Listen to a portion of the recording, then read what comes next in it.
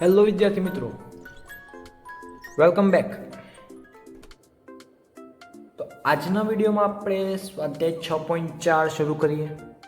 પણ તમને ખબર છે કે કોઈ પણ નવું સ્વાધ્યાય ચાલુ કરવું હોય તો તેની પહેલાં આપણે એને રિલેટેડ નવી થિયરી, નવો કોન્સેપ્ટ શીખીએ જ છે. તો આજે પણ આપણે એક નવો કોન્સેપ્ટ શીખીશું ત્રિકોણ વિશે. તો તે કોન્સેપ્ટ છે કે આપણે આજે ત્રિકોણના બે વિશિષ્ટ ત્રિકોણ શીખવાના છે, વિશિષ્ટ પ્રકાર.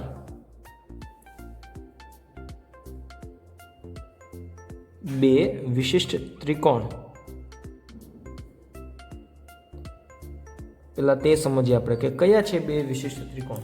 તો તે બે વિશિષ્ટ ત્રિકોણ છે, એક છે સમબાજુ ત્રિકોણ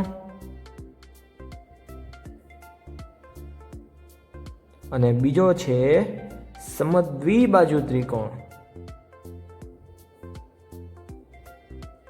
જો કે તમને બધાને આ બંને ત્રિકોણ વિશે માહિતી જ છે કે સમબાજુ ત્રિકોણ કોને કહેવાય. તો તમે કહેશો કે જે ત્રિકોણની બધી બાજુનું માપ સરખું હોય તેને સમબાજુ ત્રિકોણ કહે. અને દ્વિ એટલે બાજુ, કેટલી બાજુ? બે બાજુ. સમ એટલે સમાન અને દ્વિ એટલે બે બાજુ. તો અહીંયા જે ત્રિકોણની બે બાજુ સમાન હોય, બે બાજુનું માપ સમાન હોય તેને સમદ્વિબાજુ ત્રિકોણ કહેવાય. સમબાજુ એટલે સમ એટલે સમાન, બધી બાજુ સમાન હોય તો સમબાજુ, અને જો બે બાજુ સમાન હોય તો સમદ્વિબાજુ. ઉદાહરણ તરીકે જો હું તમને અહીંયા એક્ઝામ્પલ આપું ત્રિકોણનો,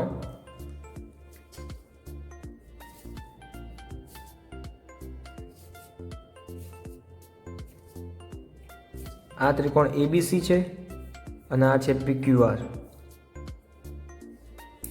તો અહીંયા જો હું તમને એમ કહું કે મેં આ ત્રિકોણનો આ બાજુનું માપ 5 સેમી છે, કે આ બધી 5 સેમી બાજુવાળો મેં ત્રિકોણ દોર્યો,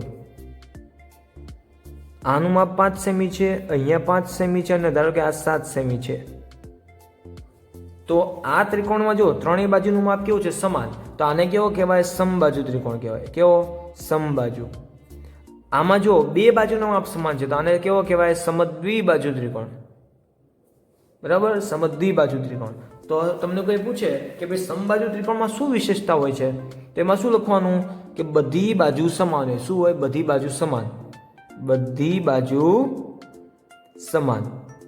અને આમાં શું વિશેષતા હોય? તો કે ભાઈ બે બાજુ સમાન હોય. બે બાજુ સમાન. બરાબર. હવે એક તમને નવો મુદ્દો શીખવાડું વિદ્યાર્થી મિત્રો, કે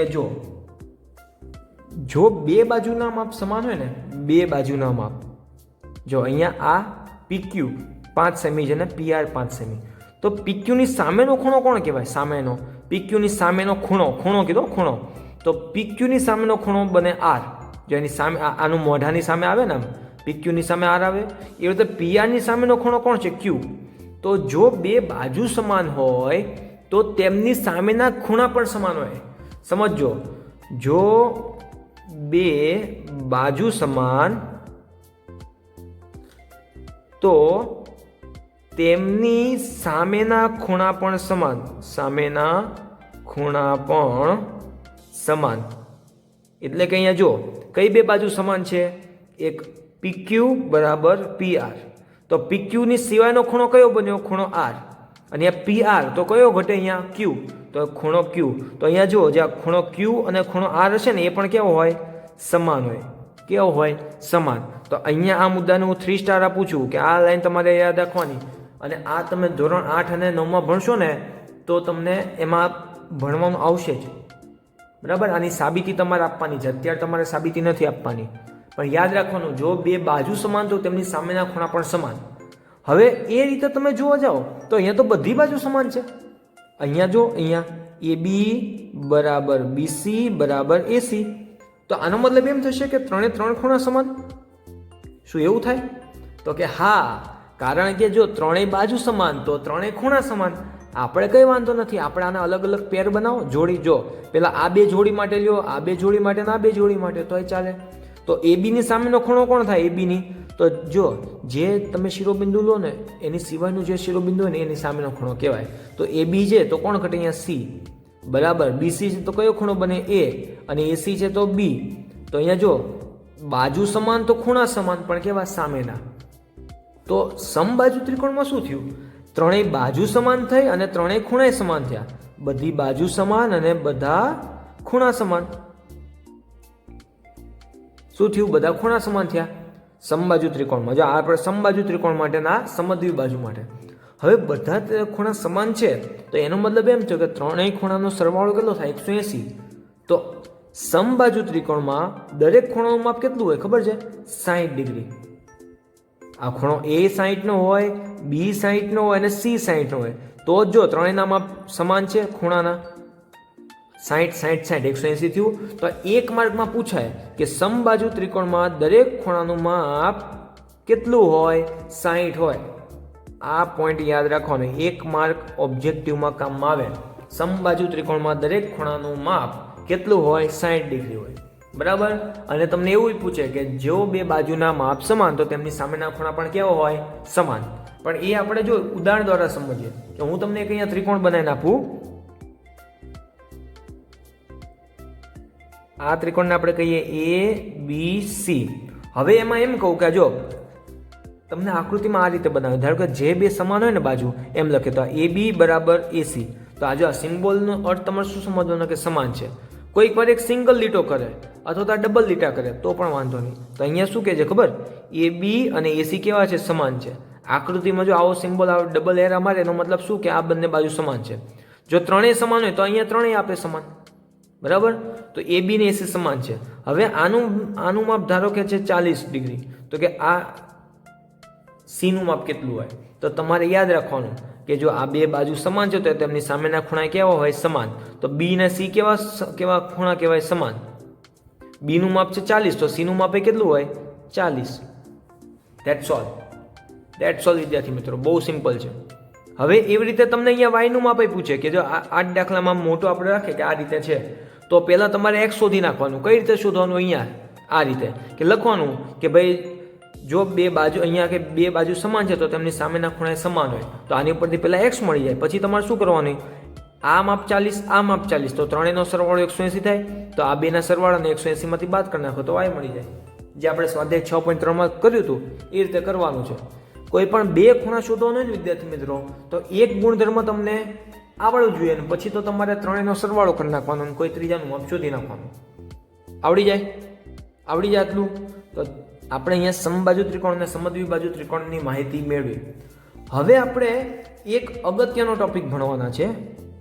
અગત્યનો, જેની ઉપર જ આપણું સ્વાધ્યાય 6.4 મહત્વનું આવે છે. તો હવે એમાં એવું કહે છે આ લોકો કે કોઈ પણ ત્રિકોણ લો. ચલો આપણે અહીંયા ઉદાહરણ જોઈએ. આ એક ઉદાહરણ જોઈએ ત્રિકોણનું. જો આ ત્રિકોણ એબીસી છે. અહીંયા આપણે વ્યવસ્થિત દોરીએ. ચલો અહીંયા એટલે તમને વધારે આઈડિયા આવે કે હું અહીંયા એક ત્રિકોણ દોરું છું. એનું માપ આપણે ગમે તે લઈએ. ત્રણેય બાજુમાં ધારો કે મેં આ રીતે લીધો કે અહીંયા એ બી સી. આનું માપ ધારો કે હું આપું છું 8 સેમી, આનું માપ આપું છું 7 સેમી અને આનું માપ આપું છું 5 સેમી. તો હવે અહીંયા જો હું તમને એમ કહું કે ત્રણેય બાજુના માપ અલગ અલગ છે. તમે કહેશો હા. તો હવે એ બી કેટલું છે? એ બી 8 સેમી, બીસી 7 સેમી અને એસી તો કે ભાઈ 5 સેમી. તો તમારે ધોરણ 7માં એવું શીખવાનું છે નવું કે ત્રિકોણમાં કોઈ પણ બે બાજુના માપનો સરવાળો હંમેશા ત્રીજી બાજુ કરતાં મોટો હોય. બરાબર. શું કહે છે? કોઈ પણ બે બાજુના માપનો સરવાળો ત્રીજી બાજુ કરતાં મોટો હોય. તો એને જો અહીંયા વ્યવસ્થિત આપણે લખીએ કે ત્રિકોણમાં કોઈ પણ બે તમને જે મન ફાવે તે કોઈ પણ બે બાજુના માપનો સરવાળો ત્રીજી બાજુ કરતા હંમેશા હંમેશા મોટો હોય અથવા તો વધારે હોય, કોઈ પણ બે બાજુના. ચલો કોઈ પણ બે બાજુ લઈ લો. આપણે એક સમજવા માટે લઈ લઈએ AB અને BC. તો જો કોઈ પણ બે બાજુ હું લઉં AB અને BC, તો AB અને BC નો સરવાળો કેટલો થાય? તો કે ભાઈ અહીંયા આપણે નીચે લખીએ AB કેટલા છે 8 સેમી, BC કેટલા છે 7 સેમી, તો 8 ને 7 કેટલા થાય 15 સેમી. તો જો બે બાજુના માપનો સરવાળો, હવે ત્રીજી બાજુ કોણ છે? AC છે, AC. તો AC નું માપ કેટલું છે 5 સેમી. તો આ બે બાજુના માપનો સરવાળો હંમેશા ત્રીજી બાજુ કરતાં મોટો થયો ને, આ ગ્રેટર ધેન, એટલે જો આ બંનેનો સરવાળો આના કરતાં મોટો છે એમ કહેવાય. કારણ કે 15 સેમી છે 5 કરતાં હંમેશા મોટા જ હોય. ખબર પડી? તો આ મુદ્દાને 3 સ્ટાર આ તમારે યાદ રાખવાનું છે, કારણ કે આની ઉપરથી જ તમને સ્વાધ્યાય 6.4 પૂછાય. બરાબર? એવી રીતે તમને એમ થાય કે સર મને આ બે બાજુ લઈને મારે ચેક કરવું છે, તો કરો. જો BC નું માપ છે 7, AC નું માપ છે 5, 7 ને 5 12. તો જો 8 કરતાં મોટું છે, તો આવી ગયું. કોઈ પણ બે બાજુનો સરવાળો ત્રીજી બાજુ કરતાં મોટો હોય, તો આ જ તમારે અહીંયા યાદ રાખવાનું છે. મોટું હોવું જ જોઈએ, બાકી આ ત્રિકોણ બને નહીં. આ એનો ગુણધર્મ છે. હવે કોઈ કેમ કે સર જો આ બેનો સરવાળો, કોઈ પણ બે બાજુના માપનો સરવાળો ત્રીજી બાજુ જેટલો થયો તો શું કરવાનું? તો પણ ત્રિકોણ બને નહીં. જો સરવાળો ત્રીજી બાજુ જેટલો પણ થાય ને તો પણ ત્રિકોણ બને નહીં. ત્રિકોણ બનવા માટે બે બાજુના માપનો સરવાળો હંમેશા ત્રીજી બાજુ કરતાં વધારે જોઈએ. મગજમાં ગાંઠ બાંધી લેવાની છે, આ યાદ રાખવાનું છે. રહી જાય યાદ? ક્લિયર? પાક્કું? તો આ પોઈન્ટ તમને યાદ રહી જાય હવે, કે બે બાજુનું માપનો સરવાળો ત્રીજી બાજુ કરતાં હંમેશા વધારે જ હોય. આવડી જાય? તો ચાલો હવે આની ઉપરથી આપણે દાખલા જોઈએ ને તો તમને વધારે આઈડિયા આવે કે આપણે શું કરવાનું છે આમાં. હા, તો વિદ્યાર્થી મિત્રો, સ્વાધ્યાય 6.4 ને આપણે શરૂઆત કરી દઈએ. અને દાખલા નંબર 1ની રકમ જુઓ. તમને પૂછ્યું છે કે નીચેની પ્રમાણેની બાજુઓ ધરાવતો ત્રિકોણ શક્ય છે. એટલે અહીંયા તમને એમ કીધું છે કે જો તમને કોઈ 3 અલગ અલગ બાજુના માપ આપી દે અને એની ઉપરથી ત્રિકોણ બનાવવું શક્ય છે કે નહીં તે તમારે જોવાનું છે. તો તમારે એક ગુણધર્મ યાદ રાખવાનો. આની માટે તમારે જોવાનું કે જો 3 બાજુના માપ, એમાં જો બે બાજુના માપનો સરવાળો જો ત્રીજી બાજુ કરતાં મોટો થયો તો ત્રિકોણ બને, બાકી ત્રિકોણ બને નહીં. તો ચાલો આપણે ચેક કરીએ. પહેલાં આપણે લઈએ કે આ પહેલાં 2 સેમી ને 3 સેમી, આ બે બાજુ આપણે લઈએ કે એક બાજુનું માપ 2 સેમી અને બીજાનું 3 સેમી. આ બંનેનો સરવાળો કરીએ અને જો ત્રીજી બાજુ કરતાં મોટો હોય તો આપણે આગળ વધીએ. તો અહીંયા જો લખીએ, અહીંયા આપણે કે 2 સેમી પ્લસ 3 સેમી બરાબર કેટલા થાય? 5 સેમી. તો આ તો જો તો 5 સેમી છે, તો ત્રીજી બાજુનું માપ 5 સેમી છે. બરાબર? અને લખવાનું, અને ત્રીજી બાજુનું માપ પણ કેટલું છે? 5 સેમી છે. તો આપણે તો નિયમ શું છે, ગુણધર્મ શું છે કે બે બાજુનો માપનો સરવાળો ત્રીજી બાજુ કરતાં વધારે હોવો જોઈએ. જો ત્રીજી બાજુ જેટલો પણ હોય તો પણ શક્ય નથી, તો પણ ત્રિકોણ શક્ય નથી. તો અહીંયા લખવાનું કે ત્રિકોણ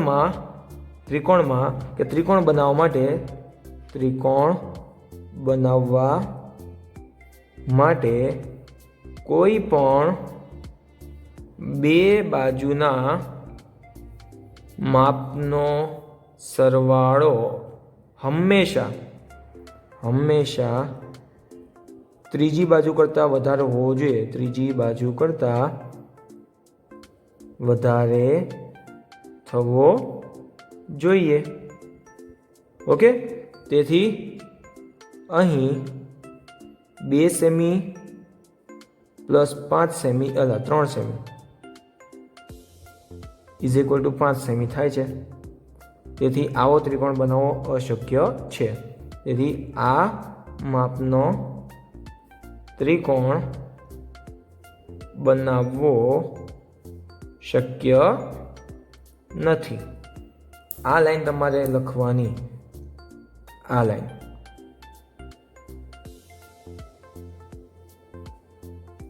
એટલે એક્ઝામમાં તમારા સર ટીચર જ્યારે પેપર ચેક કરે ત્યારે તમને ખબર પડે કે ભાઈ સ્ટુડન્ટને આવડે છે.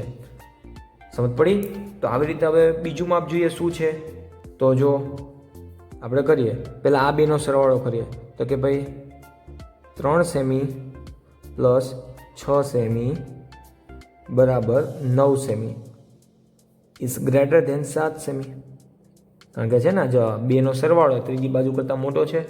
એવી રીતે જો હવે આ બે લઈએ 6 ને 7 તો કે ભાઈ 6 સેમી પ્લસ 7 સેમી તો સરવાળો કેટલો થાય 13 સેમી. તો આપણી ત્રીજી બાજુ કોણ છે 3 સેમી. ત્રીજી બાજુ 3 સેમી વધી ને તો બેનો સરવાળો 3 સેમી કરતાં મોટો છે તો કે હા છે. એવી રીતે હવે આ બે બાજુ લઈએ 3 અને 7 તો કે ભાઈ 3 સેમી પ્લસ 7 સેમી બરાબર 10 સેમી. તો આપણી ત્રીજી બાજુ કોણ વધી હવે 6 સેમી. તો 10 છે 6 કરતાં મોટા છે તો કે હા. તો અહીંયા જો બે બાજુનો સરવાળો ત્રીજી બાજુ કરતાં મોટો છે તો આ ત્રિકોણ રચવો શક્ય છે. તો અહીંયા લખીએ કે અહીં બે બાજુના માપનો સરવાળો ત્રીજી બાજુના માપ કરતાં વધારે છે. તેથી આ માપવાળો ત્રિકોણ શક્ય છે. ત્રિકોણ શક્ય છે. ઓકે. તો એવી રીતે આપણે ત્રીજો સવાલ જોઈએ શું છે એમાં કે ભાઈ આવો ત્રિકોણ બનાવવો શક્ય છે કે નહીં.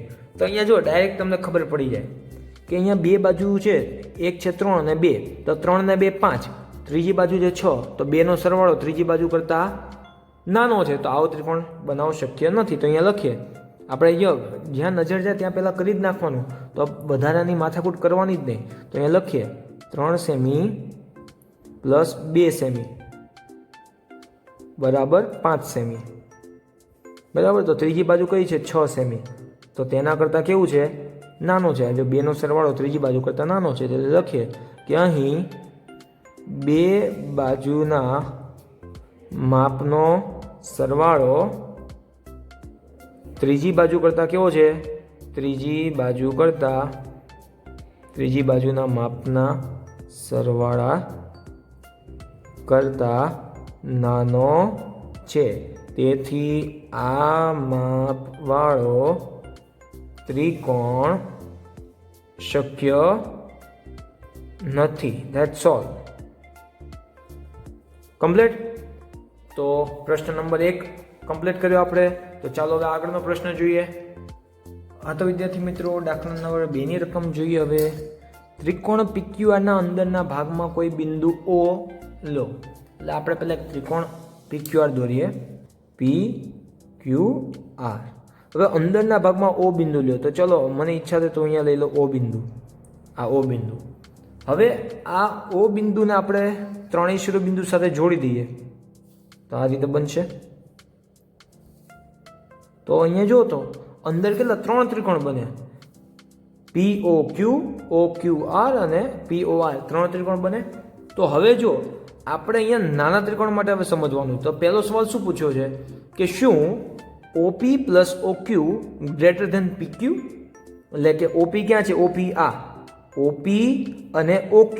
તો આ જો આ ત્રિકોણ કયો બન્યો POQ. આ ત્રિકોણ POQ છે ને તો કે આ ત્રિકોણ માટે આપણે વાત કરવાની. કયા આ ત્રિકોણ માટે. તો કે આ ત્રિકોણમાં બે બાજુ OP અને OQ તો ત્રીજી બાજુ કોણ છે PQ એના કરતાં મોટી હોય જ ને. તો અહીંયા આપણે લખીએ કે કેમ મોટી હોય એનું કારણ શું. કારણ કે બે બાજુના માપનો સરવાળો હંમેશા ત્રીજી બાજુ કરતાં મોટો હોય જ. તો આપણે અહીંયા લખીએ પહેલાંનું કારણ. શું લખશું આપણે કે ત્રિકોણ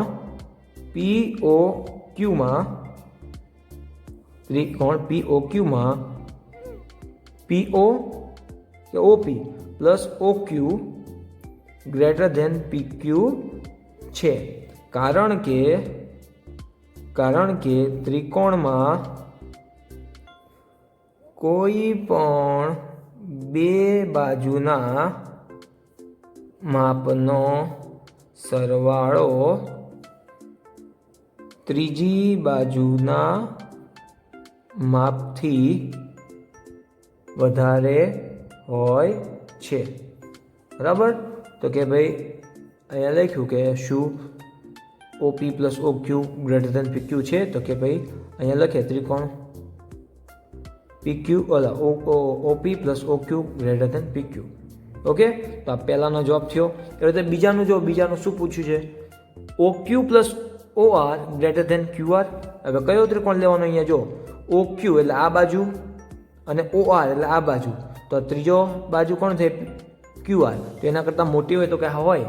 અહીંયા કયો ત્રિકોણ બને? ઓ ક્યુ આર. તો અહીંયા આપણે એ રીતે લખીએ ઓ ક્યુ આર માટે. શું લખશું આપણે?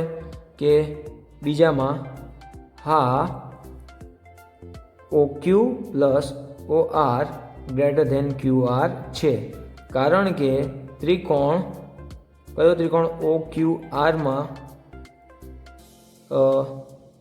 બે બાજુના માપનો સરવાળો ત્રીજી બાજુના માપથી વધારે છે. એવી રીતે તમે ત્રીજાનું લખી શકો. તો હું જો ડાયરેક્ટ ત્રીજાનું લખું છું. ત્રીજામાં પૂછ્યું છે શું આપણને? શું O R plus OP greater than PR? O R R U O R અને ઓપી એ પીઆર કરતાં મોટું છે? તો કે હા છે જ.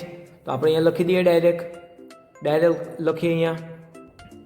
તો જો હા O R plus OP greater than PR, કારણ કે ત્રિકોણ પીઓઆરમાં બે બાજુનો માપનો સરવાળો ત્રીજી બાજુ કરતાં વધારે છે, એટલે આપણે લખી શકીએ કે ભાઈ આ શક્ય છે.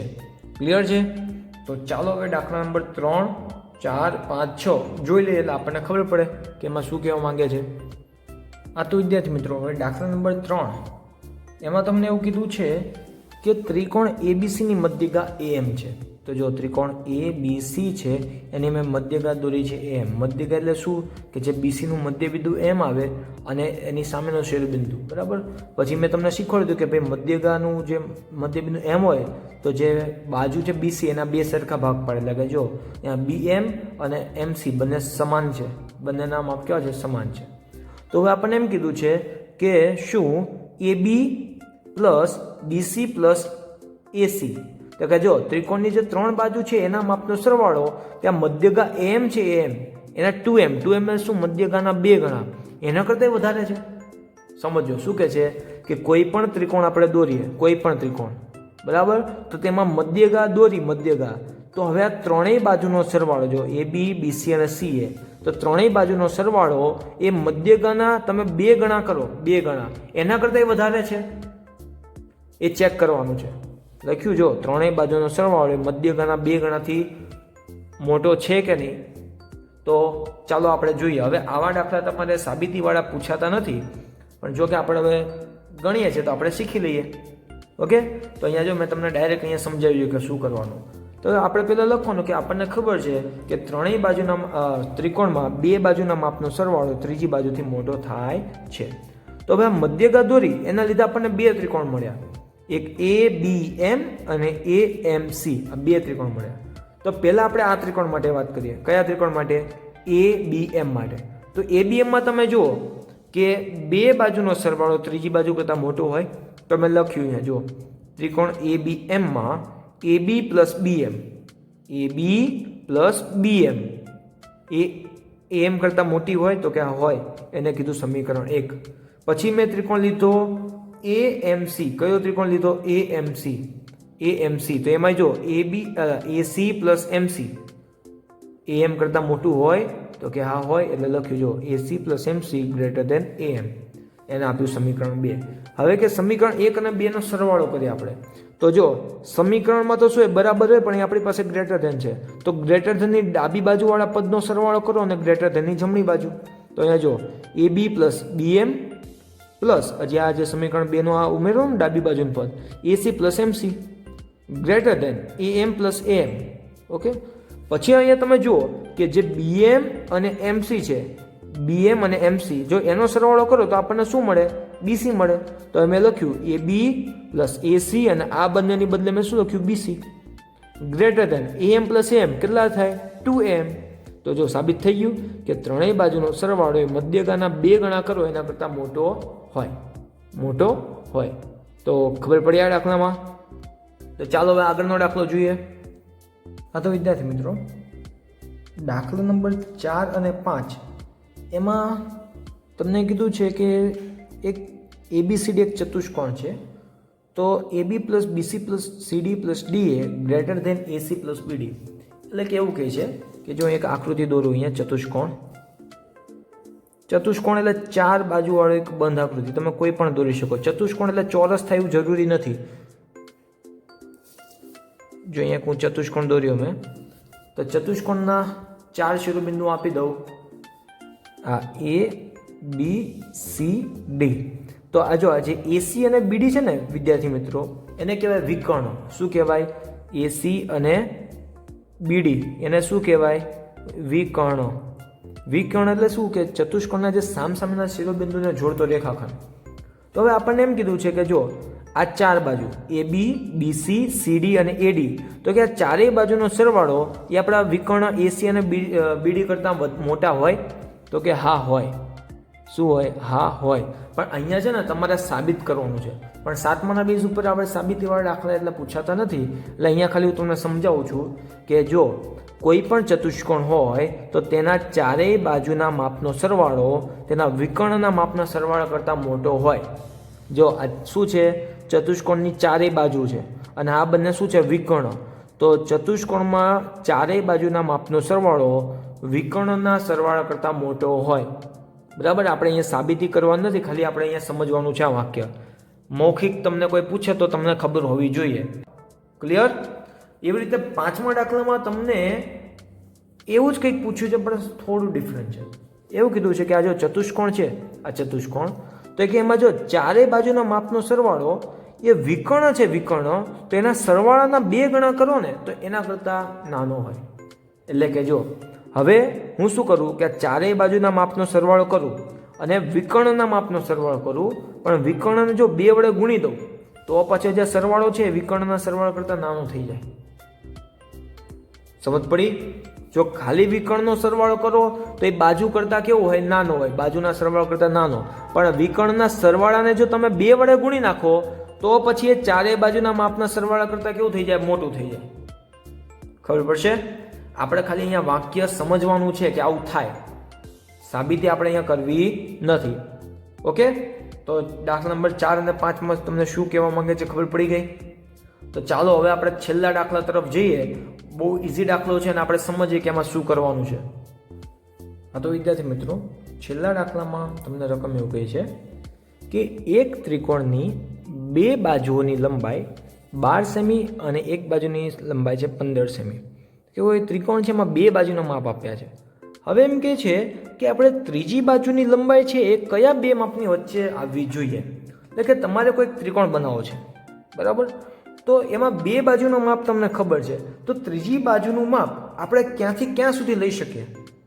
તો આપણે એ શોધવાનું છે કે ત્રીજી બાજુની લંબાઈ ક્યાંથી ક્યાં સુધી, એટલે ઓછામાં ઓછી કેટલી રાખવી અને વધારેમાં વધારે કેટલી રાખવી એ આપણે જોવાનું છે.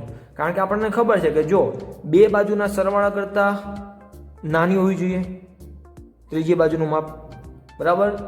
અને અહીંયા એક સમજવાનું છે કે જો આપણે વધારેમાં વધારે કેટલું રાખવાનું, તો કે 2 બાજુનો સરવાળો છે એના કરતાં નાનું હોવું જોઈએ. અને ઓછામાં ઓછું કેટલું રાખવાનું, તો આ 2 બાજુના માપનો તમે બાદબાકી કરો ને એટલે તફાવત, તો એના કરતાં પાછું મોટું હોવું જોઈએ. સમજ પડે છે? કે આપણને ખબર છે કે આપણે લખીએ કે જો પહેલો પોઈન્ટ એમ લખીએ કે કોઈ પણ બાજુનું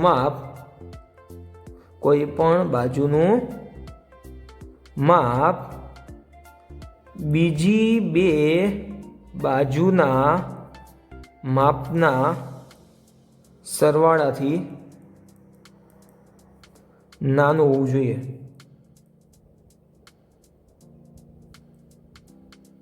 જો આ વાક્યને સમજો. જો આપણે કોઈ ત્રીજી મારે બાજુ લેવી છે તો એનું માપ આ 2 બાજુના માપના સરવાળાથી નાનું હોવું જોઈએ. તો અહીંયા લખીએ આપણે કે 2 બાજુનો માપ કેટલા છે? 12 સેમી પ્લસ 15 સેમી. તો કેટલા થાય? 12 ને 15 27 સેમી. તો આપણે જો જે ત્રીજી બાજુ લેવી છે, ત્રીજી બાજુની લંબાઈ, તો તેનું માપ 27 કરતાં નાનું હોવું જોઈએ. કારણ કે જો આનું માપ, ત્રીજી બાજુનું માપ 27 કરતાં વધી જાય તો પાછું ત્રિકોણ બને નહીં. એટલે લખવાનું કે તેથી ત્રીજી બાજુનું માપ 27 સેમી કરતાં નાનું હોવું જોઈએ. તો ચલો, એક આપણને લિમિટ ખબર પડી ગઈ કે આપણે વધારેમાં વધારે લંબાઈ કેટલી રાખવાની, 27 કરતાં નાની, એટલે 26, 25, 24 ગમે તે રાખીએ. બરાબર. જો 27 નહીં રાખવાની, 27 કરતાં નાની કીધી, 27 ના ચાલે. ખબર પડી? હવે એમ કહે છે કે ચલો આપણે લિમિટ ખબર પડી કે આટલી લાંબી હોઈ શકે, મોટી લંબાઈ. તો નાનામાં નાની આપણે ક્યાંથી શરૂઆત કરવી? કે તમે ત્રિકોણની ત્રીજી બાજુની લંબાઈ દોરવી છે તમારે, તો આપણે ઓછામાં ઓછી કેટલી રાખવી એ આપણને ખબર પડવી જોઈએ ને. વધારેમાં વધારે 27 કરતાં નાની એટલે 26 રાખવી પડે.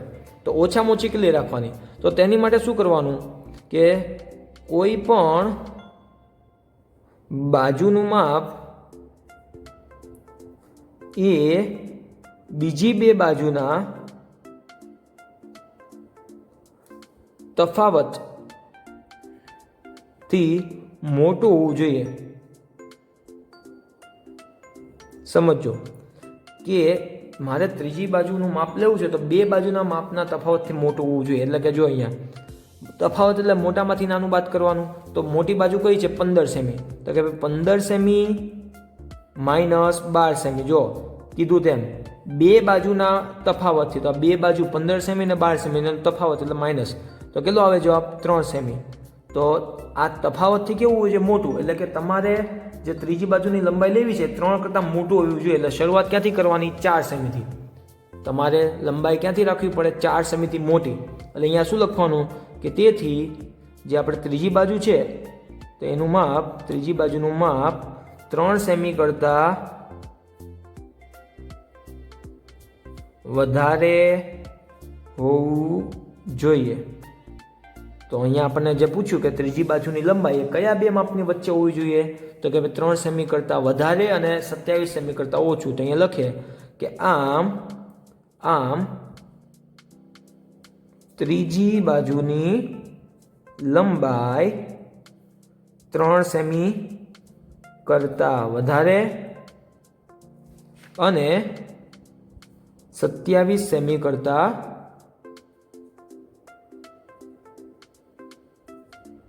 ઓછી હોવી જોઈએ. That's all. ખબર પડી? આવી રીતે જો તમને કોઈ પણ ત્રિકોણ બનાવવાનો કીધો હોય તો આ વસ્તુ યાદ રાખવાની કે ત્રીજી બાજુનું માપ કેટલું હોવું જોઈએ, તો કે ભાઈ બે બાજુના માપના સરવાળાથી ઓછું હોવું જોઈએ અને બે બાજુના માપના તફાવતથી મોટું હોવું જોઈએ. ઓકે, ક્લિયર છે? તો અહીંયા આપણે સ્વાધ્યાય 6.4 કમ્પ્લીટ કરીએ છીએ. તો આગળના વિડીયોમાં આપણે, એટલે કે પછીના વિડીયોમાં આપણે સ્વાધ્યાય 6.7 સાથે ભેગા થશું.